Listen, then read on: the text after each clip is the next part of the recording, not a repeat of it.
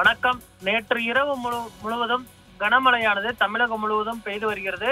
அதே போன்று சென்னையிலும் பல்வேறு இடங்களிலும் தாழ்வான பகுதிகளில் நீர் தேங்கி இருக்கக்கூடிய நிலையில் போர்க்கால அடிப்படையில் கனமழை முன்னெச்சரிக்கை நடவடிக்கைகளை மேற்கொள்ள தமிழக அரசிற்கு எதிர்க்கட்சி தலைவர் EPS அவர்கள் வலியுறுத்தியிருக்கிறார். சென்னை உள்ளிட்ட கடலோர மாவட்டங்கள், டெல்டா பகுதிகளில் கனமழை எச்சரிக்கையை அடுத்து இந்த அறிவுறுத்தலை அவர் வழங்கியிருக்கிறார். மக்கள் அனைவரும் வானிலை ஆய்வு மைய அறிவிப்பின் அடிப்படையில் பாதுகாப்போடு இருக்க வேண்டும் என்றும் அறிவுறுத்தியிருக்கிறார். பொதுமக்களுக்கு தேவையான உதவிகளை மேற்கொள்ள அதிமுகவினரும் தயார் நிலையில் இருக்க வேண்டும், தேவையான உதவிகளை செய்ய வேண்டும் என்றும் அவர் தெரிவித்திருக்கிறார்.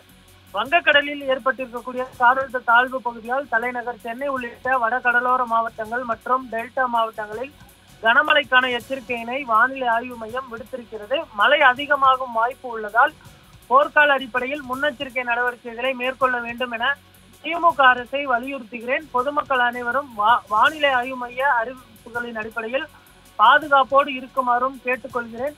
பொதுமக்களுக்கு தேவையான உதவிகளை மேற்கொள்ள அஇஅதிமுகவினர் மற்றும் நிர்வாகிகள், கழக உடன்பிறப்புகள் தயார் நிலையில் இருக்குமாறு அறிவுறுத்துகிறேன் என்று எதிர்க்கட்சி தலைவர் எடப்பாடி பழனிசாமி அவர்கள் தெரிவித்திருக்கிறார்.